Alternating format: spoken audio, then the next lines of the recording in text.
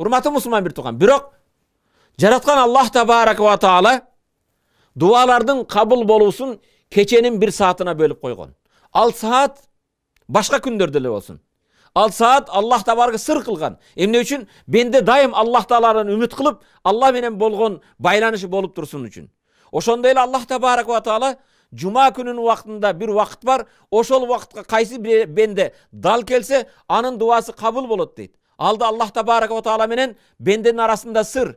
Ошондой эле бенденин ажалын качан өтөрүңүздү билбейсиз. Бенде дайым өлүмдөн коркуп, ибадат менен өлүмгө даяр болуусу бул Аллах табарака ва таала сыр кылган нерсе. Ошондуктан инсан дайым Аллах тааладан коркуп, ибадат менен, жакшы амалдар менен жүрүүгө аракет кылыш керек.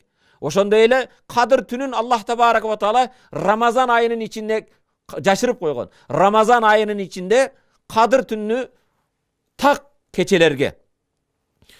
Урматтуу мусулман бир тууганым, күнөөлөрдү болсо Аллах табарака ва таала өзүнүн газабын, каарын бир күнөөлөрдүн арасында. Кайсы күнөөдө Аллахнын каарына дуушар болуп каласың? Кайсы күнөө кылган кезде Аллах тааланын каарына, Аллах тааланын бир балесине дуушар болоруң билбейсиң. Ошондуктан Аллах табарака ва таала өзүнүн салих сүйүктүү бендесин бенделердин арасына жашырып койгон. Биз кээде балким бир айылыңызда аксакалдын батасы менен, же каарыган кемпирдин батасы менен, же бир ооруп жаткан айласыздын, же жолдо бир тилемчинин батасы менен бейишке киресизби? Кайсы бенденин дуасы кабыл болорун, кайсы бенде Аллага сүйүктүү экенин да билбейсиз. Кээ бирлердин кийимине карап, анын сырткы келбетине карап өкүм берип эмес, жараткан Аллах табарака ва таалага сүйүктүү бендесин, салих бенделерин Аллах таала бенделердин катарына арасына жашырып койгон. Ошондуктан ар кимге жакшы мамиле кылууга аракет кыласыз. Эмне үчүн Аллах таала ушул кече 27-си так Кадыр түн деп койгон жок? Бенделер ошо күнгө даярданып, бүгүнкү биз жалкоо үммөт сыяктуу.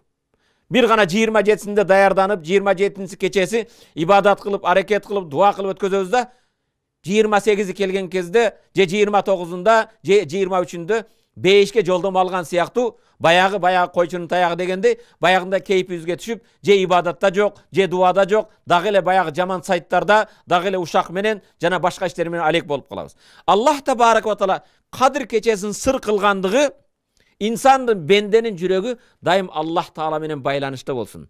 Аллах тааланын рахматын үмүт кылсын. Аллах таалага үмүт менен жараткан Аллах, балким ушул кечедир, балким эртеңки кечедир, балким 29-удур, балким 23 өтүп кеткендир. Дайым Аллах таалага болгон үмүтүбүз, Аллахнан болгон рахматын үмүт кылып, Аллахнын азабынан кутулууга үмүт кылып, Аллах таала менен болгон байланышыбыз бекем болуусу үчүн,